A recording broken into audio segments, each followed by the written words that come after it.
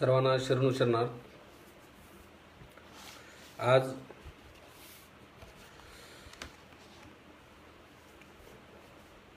नागपंचमी, त्याच्या निमित्त महाराष्ट्र बसव परिषद आणि लिंगायत पेजवरून अक्क नागलांबिका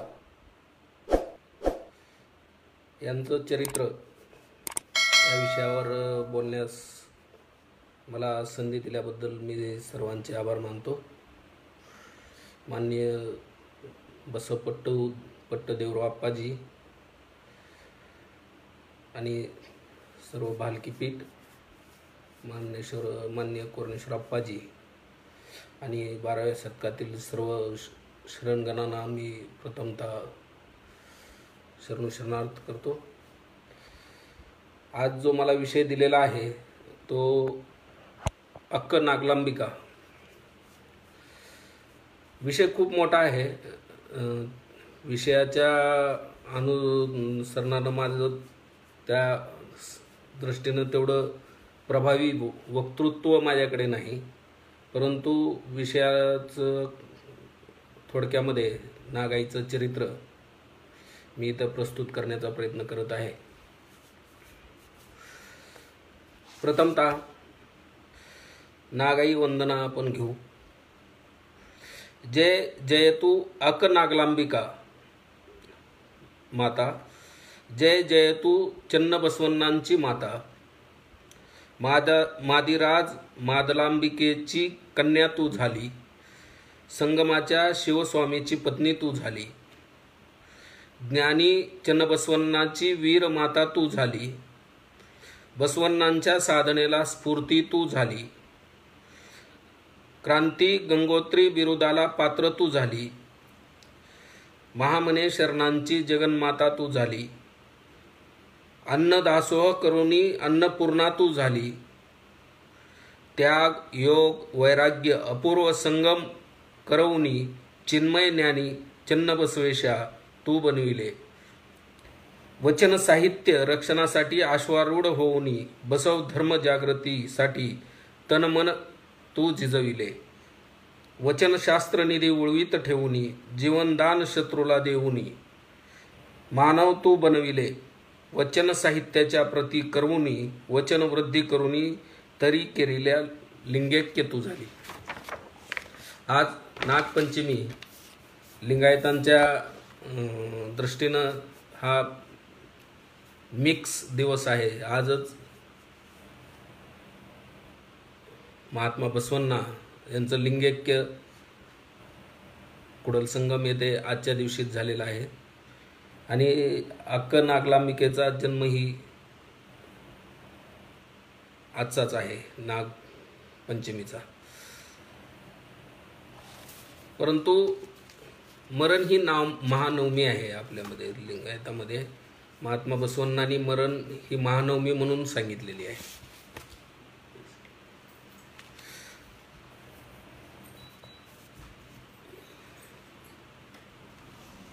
विजापूर जिल्ह्यातील बागेवाडी गावी राहत असलेल्या मादिराज आणि मादलांबिकेच्या पोटी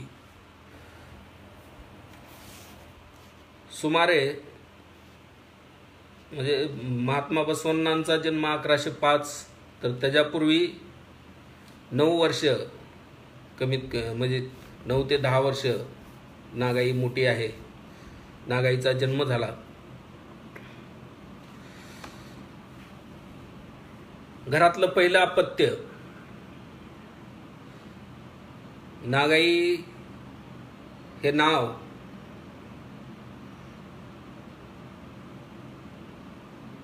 भारतीय इतिहासातील नागवंशीय लोकांमध्ये ठेवलं जाणारं नाव।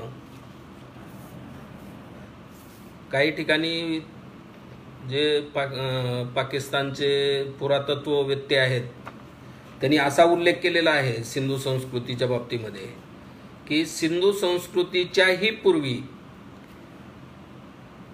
आपल्या भारतीय उपखंडामध्ये नाग संस्कृती होती, त्याला ते शेषनाग संस्कृती असं म्हणत। आणि त्याचे अवशेष सिंधू संस्कृतीमध्येही ज्या प्राण्यांच्या 2 मूर्त्या मोठ्या प्रमाणात सापडल्या त्याच्यामध्ये नाग आणि वृषभ, तर ह्या भारतभूमीवरचं परंपरागत भारतीय वंशातील नाव नागाई मादिराज आणि मादलांबिकेनं दिलेलं आहे, ह्या बाळाचं ठेवलेलं आहे.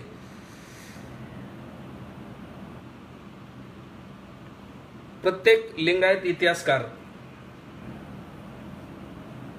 आतापर्यंत जेवढे मराठीमध्ये पुस्तकं म्हणजे ट्रान्सलेट झाले, हे जाणून बुजून तिथं महात्मा बसवण्णांच्या जन्माच्या वेळेस किंवा नागाईच्या जन्माच्या वेळेस मादिराज आणि मादलांबिकेचा उल्लेख ब्राह्मण कुटुंब म्हणून करतात. आता माझं वय 50 होत आलं, टिळकाचा जन्म ब्राह्मण कुटुंबात झाला म्हणून मी कुठं वाचलेला आजपर्यंत मला वाटत नाही, किंवा सावरकरांचा जन्म ब्राह्मण कुटुंबात झाला म्हणून कुठं आजपर्यंत मी वाचलेलं मला आठवत नाही, किंवा नेहरूंचा जन्म, इंदिरा गांधीचा जन्म ब्राह्मण कुटुंबामध्ये झाला. हे जाणून बुजून आपल्याच इतिहासाशी असा खेळ का केला जातोय हे लक्षातच येत नाही.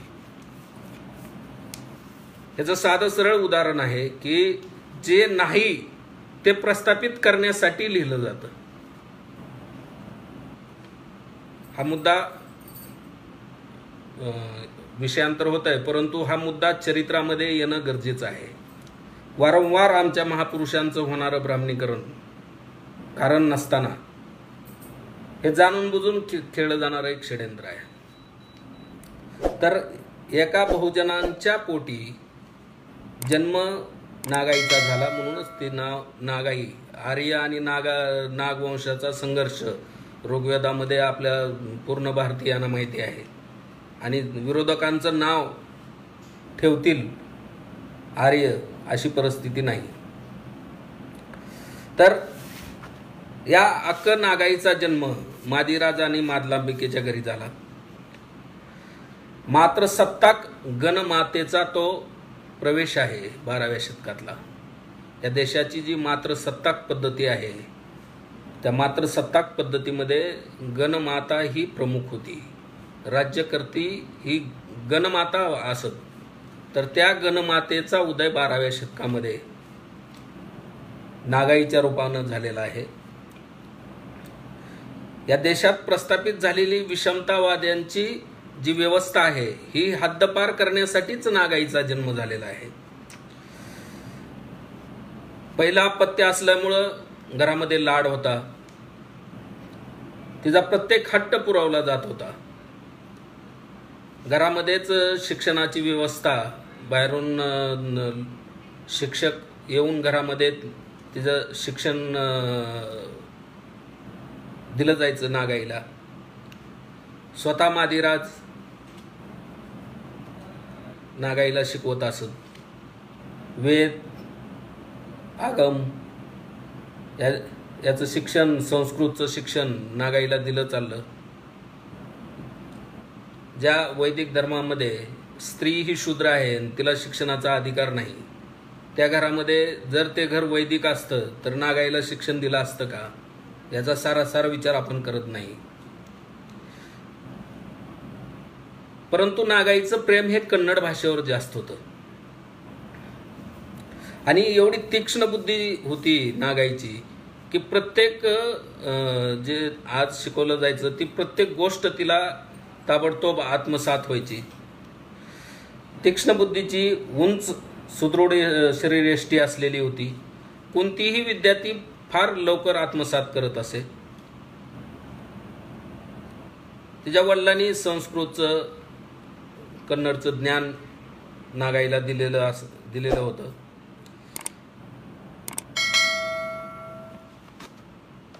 लहानपणी असताना नागाई आई मादलांबिके बरोबर मंदिरामध्ये जायची. मग नागाई आईला प्रश्न करायची की जर देव सर्वव्यापी आहे तर मग आपल्याला मंदिरात जायची काय गरज आहे, घरी बसूनही आपण देवाची, शिवाची आराधना करू शकतो.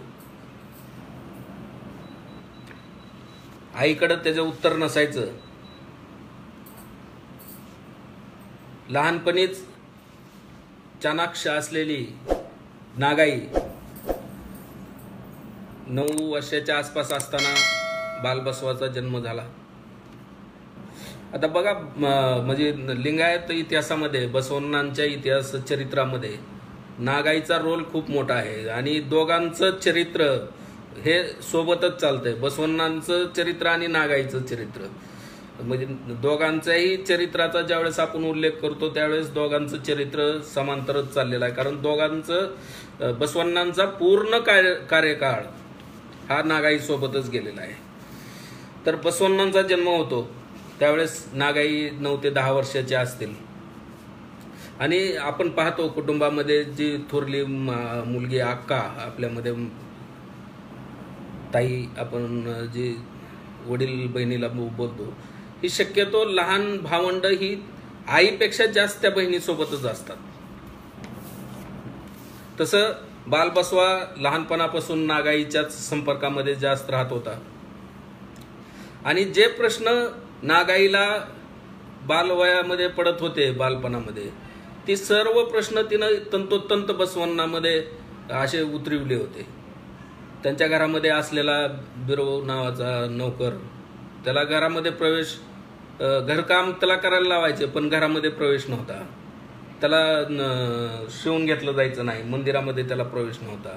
या गोष्टी, अशा अस्पृश्यता, ही भेदभावाच्या गोष्टी नागाईनं बसवण्णांच्या बालमनावर त्या अशा कोरायला सुरुवात केली. आणि बालबसवाजी प्रश्न नागाईला विचारायचे, त्याचे उत्तर नागाईकडे असायचे, परंतु ती मादिराज आणि मादलांबिकेकडे त्या गोष्टीचे उत्तर नसायचे.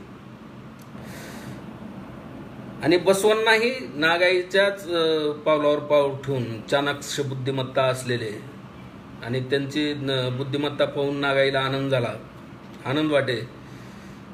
नागाई मादिराजांसोबत तत्कालीन काळामध्ये चर्चा, प्रवचन चालायचे, त्याच्यामध्ये भाग घेण्यासाठी नागाई मादिराजांसोबत जायची, स्वतः भाग घ्यायची.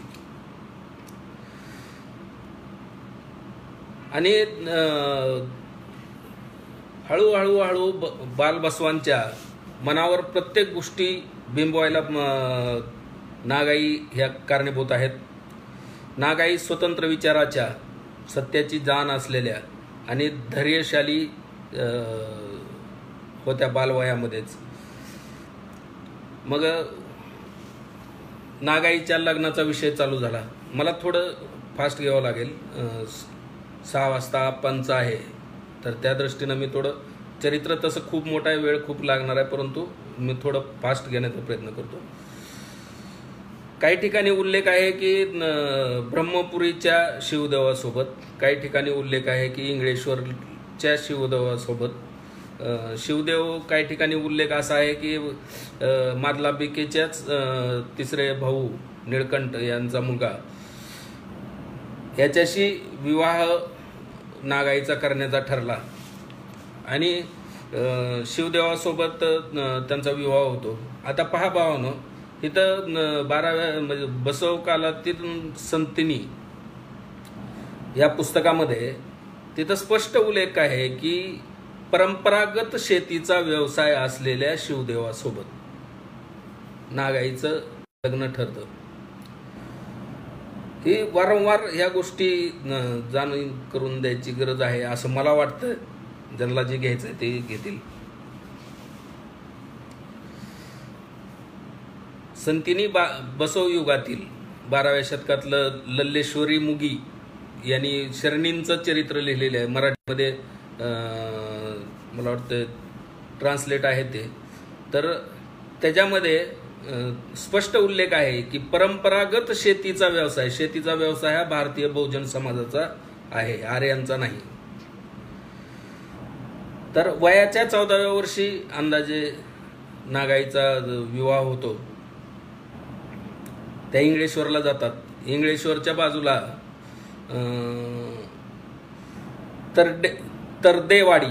तरदेवाडी म्हणून आहे. तर तिथं नागाईच्या नावानं आज ही गुहा आहे, तिथं नागाईची मूर्ती आहे.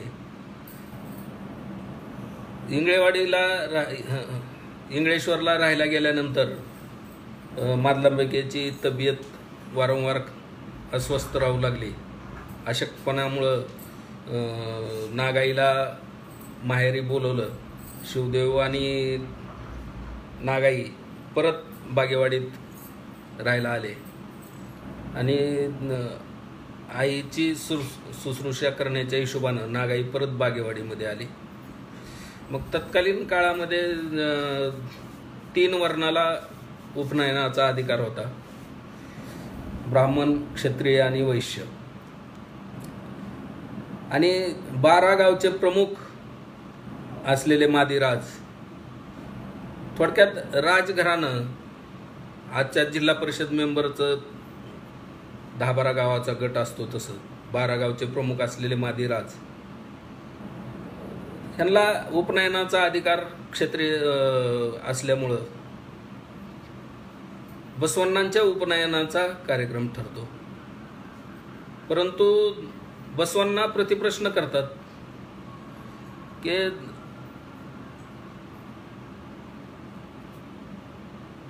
माझ्यापेक्षा 9-10 वर्षानं मोठ्या असलेल्या अक्काचा तुम्ही उपनयन संस्कार केला नाही, कारण ती शूद्र आहे. मग ती जर शूद्र आहे तर माझी आई सुद्धा शूद्र आहे ना, आणि जर माझी आई शूद्र आहे तर शूद्राच्या पोटी मी उच्च कुलीन कसा जन्मलो?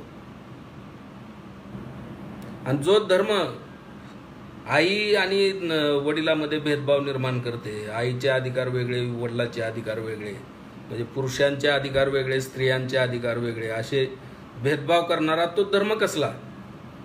म्हणून बसवांना स्पष्टपणे उपनयन संस्कारास विरोध करतात.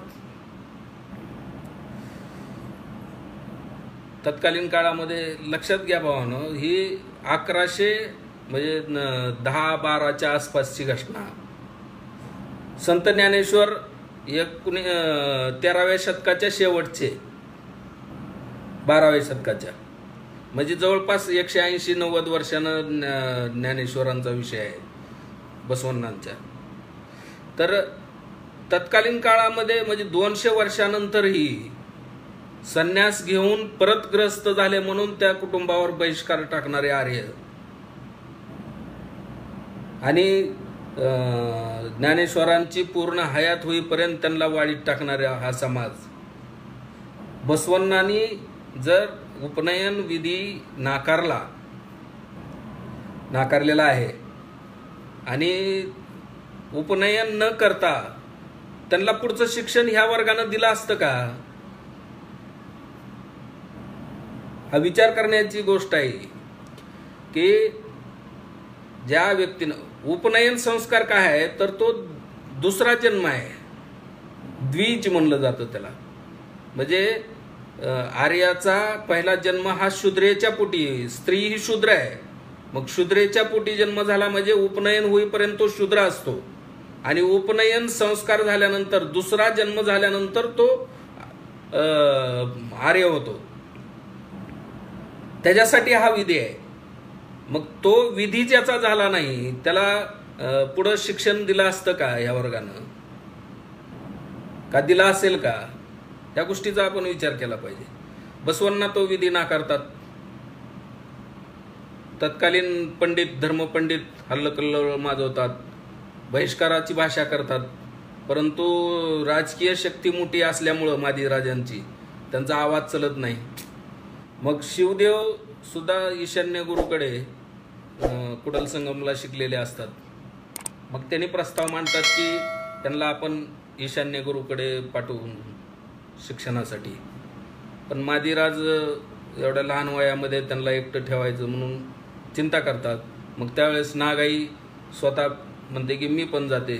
मग त्याच्यानंतर नागाई आणि शिवदेव आणि बसवण्णा यांना कुडल संगममध्ये ईशान्य गुरुकडे शिक्षणासाठी ठेवण्यात येतं. मग तिथं नागाई बसवण्णाबरोबर वेद, आगम, बाकीचे शास्त्र याचा अभ्यास करत करत, भारतीय इतिहासाचा अभ्यास करत करत मठातल्या सगळ्या सेवा शुश्रूषा दासोह ह्या कार्यक्रमामध्ये प्रत्येक गोष्टीमध्ये नागाई तिथं भाग घेतात. बसवण्णांचं शिक्षण जवळपास तिथं पूर्ण होतं. झाल्यानंतर बसवण्णांचे जे मामा आहेत, नागाईचे मामा बलदेव, हे बिज्जळाकडे मंत्री असतात. तर ते भाच्यांना भेटायला कधीमध्ये भाचा आणि भाचीला भेटायला येत असतात. मग ते असेच आल्यानंतर ज्यावेळेस बसवण्णाचं शिक्षण जवळजवळ पूर्ण झालेलं आहे, 21 वय म्हणजे जवळपास 12-13 वर्ष कुडल संगममध्ये त्यांचं ज्ञानार्जन झाल्यानंतर बसवण्णांची ते प्रगल्भता पाहून बलदेव त्यांना एकुलती एक मुलगी गंगांबिका हिच्या लग्नाचा प्रस्ताव त्यांनी ठेवतात.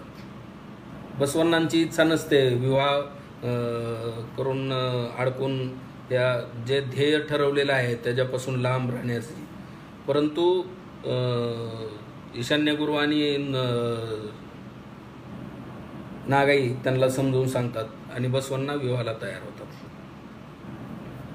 मग याच दरम्यान बसवण्णांनी जे त्यांच्या सर्व वचनांना कुडल संगम हे वचनांकित केलेलं आहे, हे वचनांकित करण्यामागचा माझा स्वतःचं हे मत आहे की बसवण्णांना ह्या भारतीय इतिहासाची जाण, ह्या भारतीय सगळ्या शास्त्रांची जाण ज्या ठिकाणी झाली ते कुडल संगम, त्या ठिकाणाला त्यांनी ती वचनांकित केलेलं आहेत आणि आपली सर्व वचनं त्यांनी तिथं समर्पित केलेली आहेत.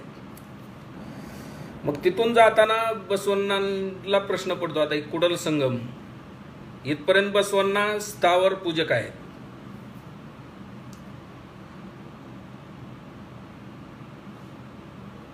मग बसवण्णा तिथं इष्टलिंगाची कल्पना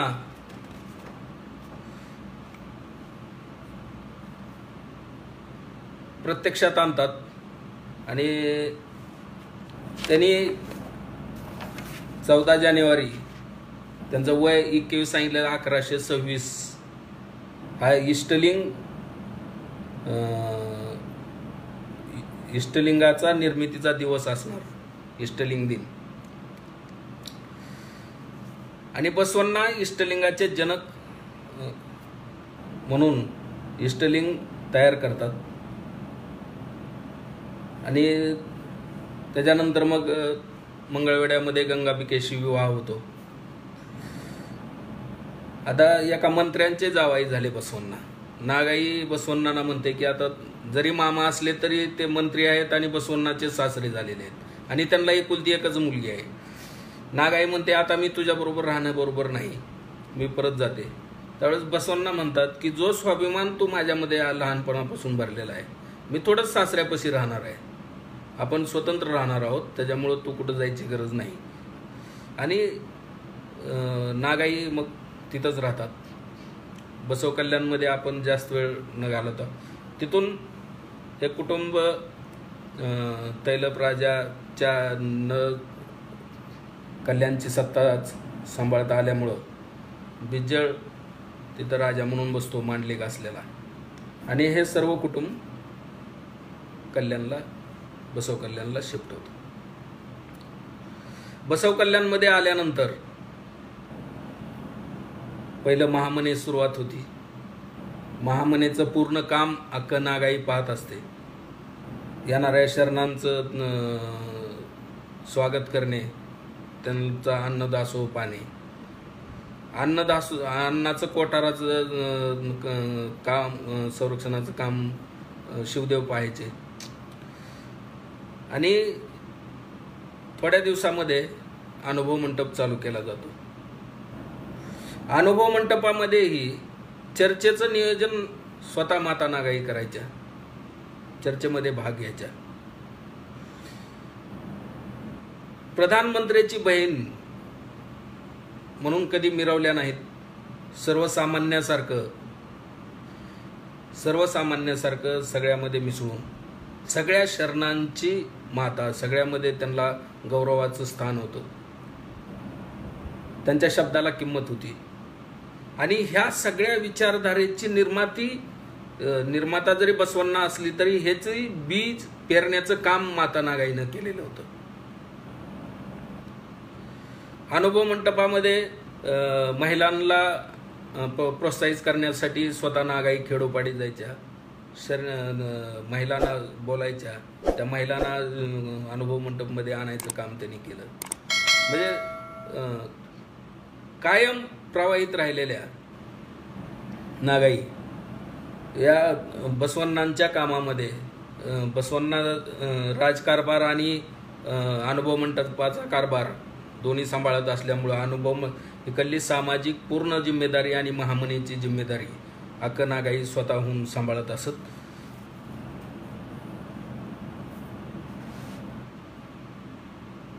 बसवण्णा यांची प्रेरणा स्फूर्तिदाता खंबीर सहोदरी होऊन लिंगायत क्रांतीची ज्योत पेटवून त्याला पूर्णत्व देणारी गणमाता नागाई.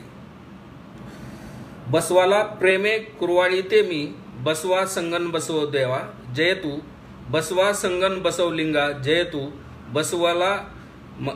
बसवाला मला भेदभाव नाही, बसवाशी माझ्या जुळल्या राशी, बसव प्रिय चिन्ह संगयात, बसव प्रिय चिन्ह संगया नागाईचं वचनांकित आहे. बसवाला जन्म दिलेली बाळांतीन मी, बसवा बसवा बसवा, बसवाला जन्म दिलेली बाळांतीन मी म्हणते नागाई. म्हणजे जन्मदाती जरी मादलांबिका असली तरी एक समाजातली प्रतिष्ठा, बसवा ही ओळख तयार करणारी खरी बाळांतीन ती आहे. बसवाला घडवणारी, प्रत्येक गोष्टीमध्ये प्रेरणास्थान, प्रत्येक गोष्टीमध्ये मार्गदर्शन करणारी, प्रत्येक गोष्टीमध्ये ते खंबीरपणे बसवाच्या मागं उभा राहणारी. त्याच्यामुळं त्यांनी स्वतःला बसवाच्या प्रतिमेला, तयार झालेल्या प्रतिमेमुळं त्यांनी बसवांची जी इमेज तयार झाली त्या इमेजची बाळंतीण आहेत त्या. म्हणजे आता त्याच्यानंतर चन्न बसवण्णांचा जन्म होतो. आता काही ठिकाणी 1141 दिलंय, परंतु 1137-38 असावा असं माझा अंदाज आहे. चन्न बसवण्णांचा जन्म होतो. आता बसवावर तर लहानपणापासून नागाईनं मुलासारखंच प्रेम केलेलं आहे. बसवा हा त्यांचा अविभाज्य भाग आहे. परंतु चन्न हे नाव चेन्नईहून घेतलं, मातंग चेन्नैया, म्हणजे सर्वात सिनियर असलेले शरण अनुभव मंटपातले. आणि हजारो वर्षापासून ह्या वैदिक व्यवस्थेनं शूद्रातिशूद्र म्हणून विशीच्या बाहेर ढकललेल्या समाजापैकी. तर त्यांच्या नावातलं चिन्ह यांनी स्वतःच्या मुलाला घेतलेलं आहे, लक्षात घ्या. चन्न बसवण्णा. आणि चन्न बसवण्णांची काय म्हणजे लहान वयामध्येच त्यांनी एवढं प्रकांड पंडित्व मिळवलेलं आहे, प्रत्येक गोष्टीवर प्रभुत्व मिळवलेलं आहे. तर ह्याच्या मागं प्रत्यक्ष गुरु महात्मा बसवण्णा मामा, नागाईसारखी माता, ज्या बसवण्णाला घडवलेली ही प्रत्यक्ष आई आहे त्यांची. आणि भारतातल्या, संपूर्ण भारतातल्या अनुभव मंटपात आलेल्या प्रकांड पंडितांचा सहवास, अल्लमप्रभू असतील, सिद्धराम असतील, डोहार कक्कया असतील, मडिवाळ माचीदेव असतील, हे सगळे मोळगी मारळे असतील, हे सगळ्या एकवटलेल्या अखंड भारतातले ज्ञानवंत यांच्या संपर्कामध्ये चन्नबसवण्णांची प्रतिभा लवकर फुलून आली. आणि चन्नबसवण्णांनी जे काम केलेलं आहे लिंगायत विचारधारेसाठी, ते काम म्हणजे त्या वयामध्ये इतर कुठल्याही धर्मामध्ये जर आपण पाहिलं तर शटस्थल चक्रवर्ती ही उपाधी एवढी सोपी नाही. हे सर्व बसवण्णांनी वयाच्या म्हणजे वयस त्यांचं लाभलेलं आहे 25 पर्यंत. आणि माझ्या अंदाजानं त्यांनी कुडल कल्याण सोडल्यानंतर फार फार तर 1-2 वर्ष त्यांनी राहिले असतील.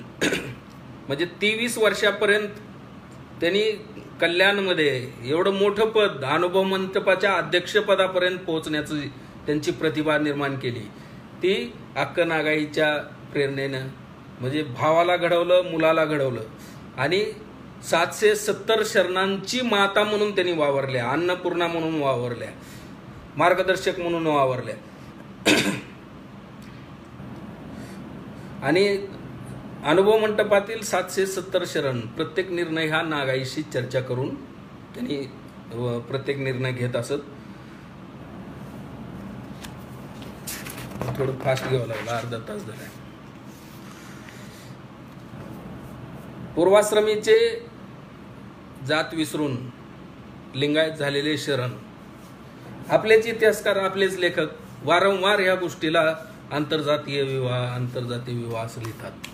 परंतु भावांनो, लक्षात घ्या की 6व्या शतकामध्ये समजा इस्लाम धर्म तयार झालेला आहे.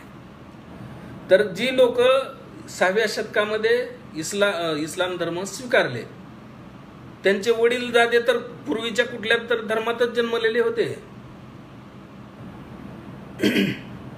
त्यांनी पूर्वाश्रमीची जात सोडून तो धर्म स्वीकारला आणि त्याच्या पुढे जी त्यांच्यामध्ये विवाह झाले त्याला आंतरजातीय कोणी म्हणलं नाही. किंवा ज्यावेळेस शीख धर्म स्थापन झाला, गुरु नानकांनी शीख धर्म स्थापन केला, त्यावेळेस पूर्वाश्रमी शीख धर्म स्वीकारणाऱ्यांचा जन्म कुठल्या तर वेगळ्या धर्मात झाला होता. तसंच 12व्या शतकामध्ये लिंगायत धर्म स्वीकारणाऱ्या सर्व शरणांचा 1,96,000 जंगमांचा आणि 770 जे अनुभव मंडपाचे सदस्य होते यांचा जन्म पूर्वाश्रमीच्या कुठल्या तर वेगळ्या धर्मात होता. तो वैदिक धर्मात असेल किंवा अजून शिवधर्मात असेल, वेगळ्या धर्मात होता. आता त्यांनी ज्यावेळेस लिंगायत धर्म स्वीकारला त्याला वारंवार आंतरजातीय विवाहाचं नाव देणं हे चुकीचं आहे.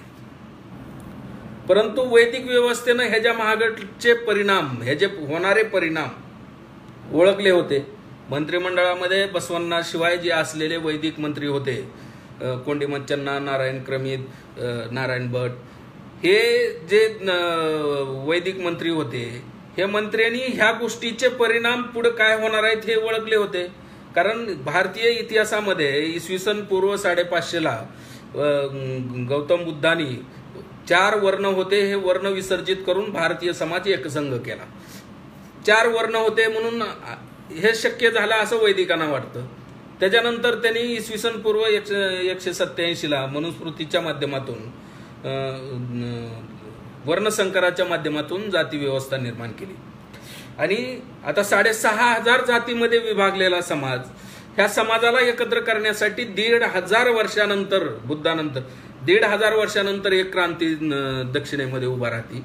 आणि सर्वसमावेशक सर्व भारतातून आलेली लोक ही जाती व्यवस्था समूळ गाडण्यासाठी लिंगायत धर्माची स्थापना होते, लिंगायत विचारधारेचा जन्म होतो. आणि जर ही जाती व्यवस्था गाडली गेली तर मग ह्या राहिलेल्या ज्या 2% लोकांचं प्रभुत्व ह्या 98% लोकांवर कसं चालणार. यामुळं बिज्जाळाच्या मंत्रिमंडळातले जे वैदिक लोक होते ह्यांनी ह्या गोष्टीला आंतरजातीय म्हणणं योग्य आहे, परंतु आपल्या लोकांनी त्याला आंतरजातीय म्हणणं हे चुकीचं आहे असं मला वाटतं. आणि त्याला आंतरजातीय प्रतिलोम विवाह डिक्लेअर करून त्यांनी बिज्जाळाचे कान भरायला चालू केले. बिज्जाळानं बोलवणं दारलंय म्हणून बसवण्णाला बोलवून घेण्यात आलं दरबारामध्ये. बसवण्णांना हा विवाह रोखण्यास सांगण्यात आलं मंत्र्याकडून. बसवण्णांनी स्पष्टपणे नकार दिला. तो एकतर सर्व मानव समान आहेत आणि मी हे भेदभाव मिटवण्यासाठीच अनुभव मंडपाचं काम करतोय असं बसवण्णांनी सांगितलं. मग ते मंत्रिमंडळातून एक जणांना उठून सांगितलं की जर तुम्हाला अनुभव मंडपाचं काम करायचं तर इकडलं काम सोडा, नाहीतर तिकडलं काम सोडा, 2 ठिकाणी तुम्ही काम करू नका. बसवण्णांनी तात्काळ प्रधानमंत्री पदाची सूत्र खाली ठेवली आणि राजीनामा देऊन त्यांनी बाहेर पडले. बिज्जाळांनी खूप विनवण्या केल्या. बिज्जाळांचा जीव आता मेहनेच होते बिज्जाळांचे त्यांनी. परंतु बसवण्णांनी घेतलेला निर्णय हा क्रांतीचा निर्णय होता. त्यांनी बाहेर पडले आणि त्याच्यानंतर मग पद रिकामं ठेवायचं नाही म्हणून प्रत्यक्ष ह्या सगळ्या षडयंत्र करणाऱ्यांचा नेता कोंडी मच्छांना, ह्यालाच प्रधानमंत्र्याची सूत्र दिली जातात. आणि त्यानं प्रधानमंत्र्याची सूत्र हातात आल्यानंतर बसवण्णांना हद्दपारीची त्यानं आदेश काढतो आणि सूर्योदय होण्यापूर्वी बसवण्णांनी कल्याण सोडलं पाहिजे हा आदेश निघतो. त्याच्यानंतर बसवण्णा आणि हडपदाप्पांना सकाळी सूर्योदयापूर्वी बसव कल्याण सोडतात. त्याच्यानंतर हे हराळय्या, मधोरस आणि शिलवंत यांना सजा देण्याचा आदेश निघतो. डोळे काढणे, हत्तीच्या पायाला बांधून ओढणे असे सजा त्यांना डिक्लेअर होते. आणि यांना ही सजा दुसऱ्या दिवशी प्रत्यक्षात देणार मडेवाळ माचीदेव, आक नागम्मा या दोघ जण मिळून आता पुढच्या परिणाम काय होणार आहेत ह्यांच्या लक्षात येत आहे विचार करतात आणि कल्याण सोडण्यासाठी त्यांनी आखणी करतात शरणांबरोबर विचार विनिमय करून. आणि वचन साहित्य वाचवणं फार म्हणजे धर्माचा गाभा जो आहे, हे व्यक्ती संपेल परंतु विचार संपणार नाही, हे विचार वाचवण्याचं काम ह्यांनी स्वतःच्या अंगावर घेतात आणि दुसऱ्या दिवशी ह्यांनी कल्याण सोडण्याची योजना पूर्णपणे आखतात. मडेवाळ माचीदेव, चन्नबसवण्णा, गंगाबिका, कल्याणम्मा, डोहार कक्कया, चंदया, सोटुळ बाचरस, आंबेगर चौडया, काळाविवे, कलावती इत्यादी शरण नागम्माच्या नेतृत्वाखाली कल्याण सोडून वचन साहित्य रक्षणात निघतात. ह्याने सोन्नलगी म्हणजे आत्ताचे सोलापूर सिद्धरामांचं गाव, अनुभव मंडपाचे तिसरे अध्यक्ष, तर सिद्धरामाकडे ह्यांनी येतात. सिद्धरामाकडे विचार विनिमय चर्चा करतात पुढं काय करायचं ते. तिथंच चामलादेवी म्हणजे सोलापूरची राणी यांच्यासह तिथं चर्चा होते आणि त्यांनी पण राणी पण ह्यांना सहकार्य करते. आणि तिथं 2 गट केले जातात वचन साहित्य वाचवण्याच्या हिशोबाने. एक गट चन्नबसवण्णाबरोबर चामलादेवीच्या सैन्याबरोबर पुढं निघतो. दुसऱ्या गटामध्ये शिवदेव, मडेवाळ माचीदेव, नागम्मा हे असे दुसऱ्या गटामध्ये कुडल संगमच्या ह्याच्या दिशेने निघतात. जाता जाता बसवण्णाला कुडल संगमला भेटायचं आणि पुढं निघायचं ह्या हिशोबानं दुसरा गट तिथून निघतो. आणि निघण्याच्या पूर्व चन्नबसवण्णा अनुभव मंडपाची सगळी सूत्र सिद्धरामाकडे अध्यक्ष म्हणून सोपवतात. मग ह्यांनी कुडल संगमकडे निघतात. कुडल संगमच्या अलीकड कृष्णाचे ते असतानाच त्यांना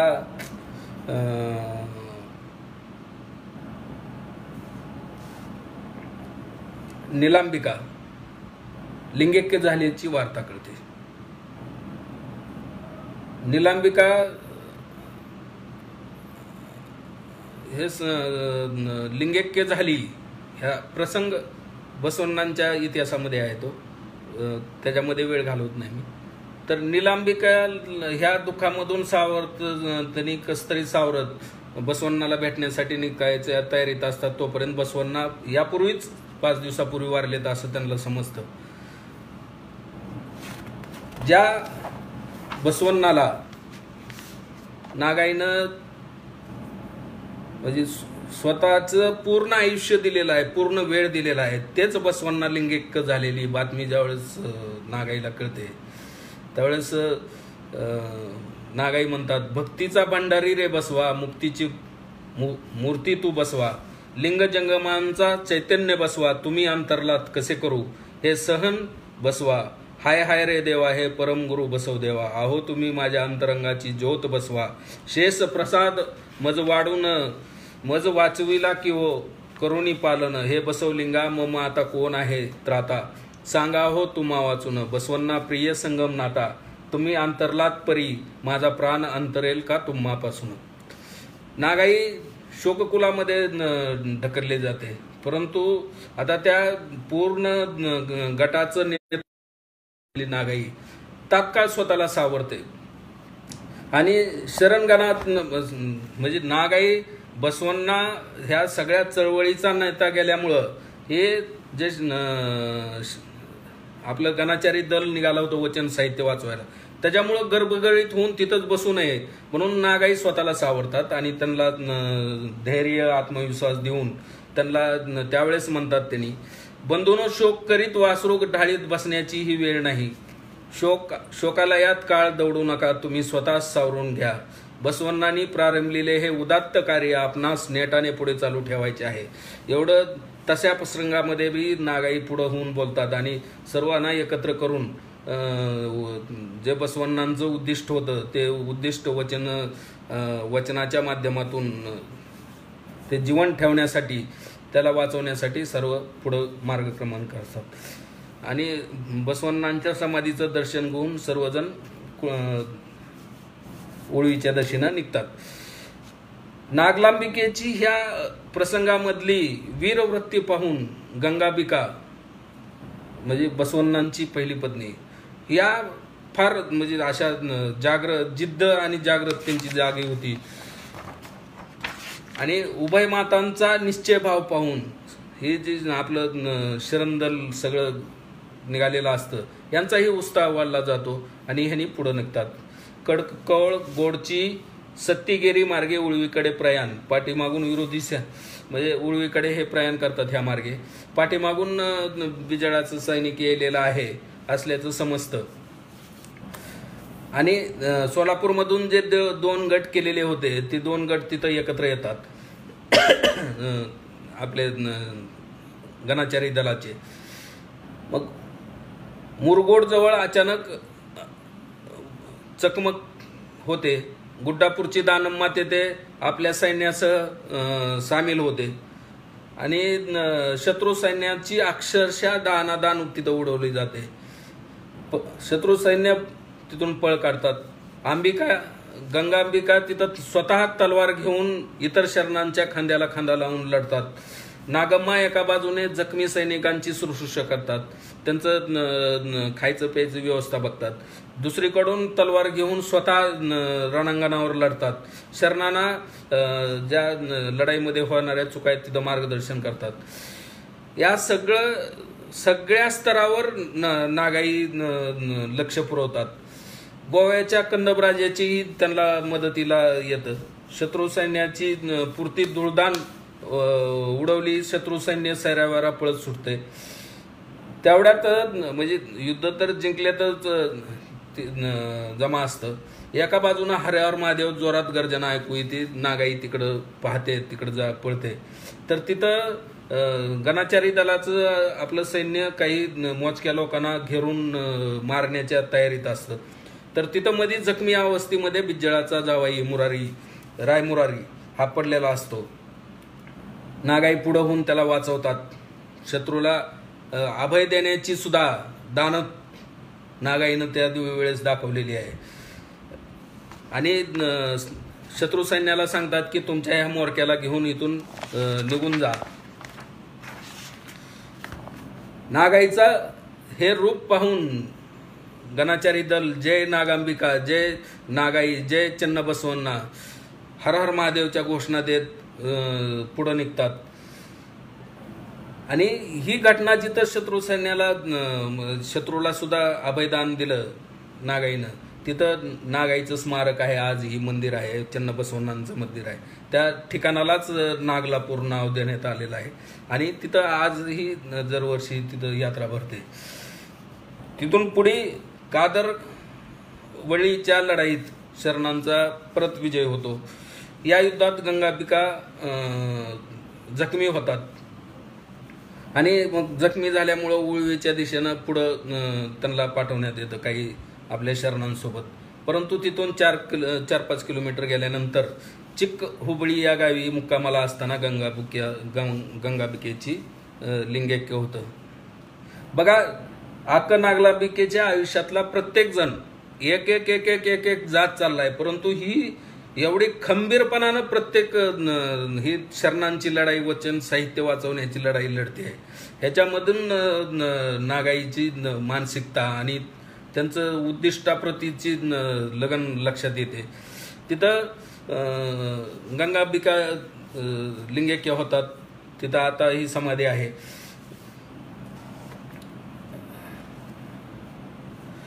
त्याच्यानंतर सह्याद्रीच्या पायथ्याला ह्यांनी पोचतात, परंतु पावसाळ्याचे दिवस असल्यामुळं 2 महिने तिथंच 4-4, 5-5 किलोमीटरमध्ये 3 छावण्यामध्ये रूपांतर करून सर्वजण थांबतात. आणि इकडं सोयीदेवाला लक्षात येत आहे की बिज्जळाची हत्या ही शरणांनी केलेली नाही, ही 100% हत्या ही ते मंत्रिमंडळानंच केलेली असणार ती. त्याचा आरोप शरणावर टाकून ही सगळं कांड घडवण्याचा त्यांचा प्रयत्न होता. तर त्याच्यानंतर बिज्जळाचं सैन्य ह्यांना त्रास द्यायला येत नाही. मग तिथून ह्याने 2 महिन्यानंतर उळवीला जातात. उळवीला गेल्यानंतर पहिल्यासारखंच महामने चं काम चालू होतं उळवीला. आणि आजूबाजूचे नागाईचा आणि बसवण्णा, अनुलिया, चन्नबसवण्णा या सर्वांच्या प्रभावाखाली तिथले आदिवासी लोक सुद्धा ह्या आपल्या शरणांना मदत करतात. तिथं कंदबराज कंदब वंशाचे विक्रमादित्य पेमार्डी देव मदत करतात. मग त्यांचा नातू तिथं राजप्पा धन धान्य घेऊन तिथं येतो. त्याच्यातून त्यांनी तिथं महामने उघडे करतात आणि तिथं दररोजचा दासोह तिथं चालू होतो. परंतु ह्या युद्धाच्या काळामध्ये चन्नबसवण्णा जखमी असल्यामुळे त्याच्या अगोदर किन्नरी बोमण्णा लिंगैक्य होतात तिथंच. त्याच्यानंतर चन्नबसवण्णा लिंगैक्य होतात. चन्नबसवण्णा लिंगैक्य झाल्यानंतर मग तर नागाई आता हा शेवटचा आधार गेला. ह्या भावनेनं, हे देवा झाले मी अनाथ, हाय हाय घ्यावी का देवा माझ्या हातची काठी हिसकावून, देव देव कोवळ्या वासराला गायीपासून हिसकावून न्यावे का, हाय हाय मला नाही नेलेस बसवन्न प्रिय चन्न संगम देवा. व्याकुळ होतात नागाई इथं, कारण पोटचा मुलगा गेलेला असतो. आणि परंतु ह्याच्यातूनही त्यांनी 3 दिवस गुहेमध्ये स्वतःला योगामध्ये हे करून घेतात. परंतु तिथं 3 दिवसानंतर सगळे बाहेर शिरणं उपाशीच असतात. त्याची वार्ता त्यांना कळाल्यानंतर स्वतः नागाई येऊन सर्वांसोबत मिसळून सगळ्यासोबत परत पहिल्यासारखं उभा राहतात. मग तिथं थोड्या दिवसात चन्नबसवण्णा गेले की शिवदेव ही लिंगैक्य होतात. म्हणजे भाऊ गेला, भावाच्या 2 बायका गेल्या. त्याच्यानंतर अनुभव मंटपामधले सगळे जवळपास निम्मे अर्धे सहकारी ह्या युद्धामध्ये लिंगैक्य होतात. त्याच्यानंतर मुलगा जातो, त्याच्यानंतर आता पती गेला. एकट्या पडतात अक्क नागांबिका. मग तिथं दानम्मादेवी भेटायला येतात त्यांना, ज्यावेळेस कळतं शिवदेव लिंगैक्य झालेत. मग त्यांनी तिथून त्यांना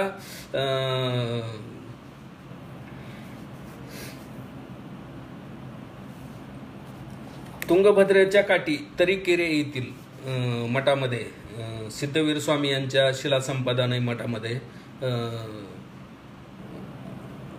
त्यांना नेऊन ठेवायचं ठरवतात. नेऊन ठेवायचं म्हणजे त्यांना उळवीमध्ये घनदाट जंगलामध्ये ठेवण्यापेक्षा थोडं नदी किनारी तिथं प्रचार प्रसाराचं काम चालत असतं, तिथं नेऊन ठेवण्याचं त्यांनी ठरवतात. मग त्याच्यानंतर नागाईला तिथं नेऊन ठेवलं जातं. तिथं जवळपास 8 वर्ष नागाई दररोज लिंगायत धर्म प्रचार प्रसार, इष्टलिंग दीक्षा देणे, सर्वांना इष्टलिंग योग सांगणे, बसव कल्याणमधलं सर्व काम सांगणे उभा केलेलं. तर तिथं मग एके दिवशी नागाई लिंगैक्य होतात. येन्ने होळे म्हणजे त्या नदीला नाव दिलेलं आहे. तिथं त्याच्या किनाऱ्यावर नागाईची आजही समाधी आहे. तर नागाईविषयी जी भूमिका आहे एवढ्या स्पीडमध्ये सांगण्याची आहे, ती 2-3 टप्प्यामध्ये व्हायला पाहिजे. नागाईविषयीचं शेवटचं ही घेतो मी. शरणी मुक्तायकांचे बंधुप्रेम, अक्क महादेवीचे वैराग्य, निलांबिकेची लिंगनिष्ठा, गंगाबिकेचे मनोबल, आयदक्की लक्कमाची कायकनिष्ठा, मोळगी महादेवीचा सतीधर्म, इतर सर्व अनमोल सद्गुणांचा संगम म्हणजे अक्क नागाई. अनुभव मंटपातील प्रत्येक शरणांचा जो नेमका गुण आहे तो प्रत्येक गुण नागाईमध्ये सांगितलेला आहे. माता गणमाता गे तू आमची नागाई, प्रेम वत्सल मूर्ती तू आमची प्रेरणादायी, आम्हा घडवण्या तुझ्या आयुष्य कारणी, अल्लम प्रभू सिद्धराम माची देव कल्याणी, राष्ट्र घडविण्या प्रेरक तू, बसवन्ना गंगा निलाई, अनुभव मंटिपी निर्मिले वचन साहित्य, स्थापन करण्या समता स्वातंत्र्य न्याय, धडा शिकविण्या तू रणरागिनी.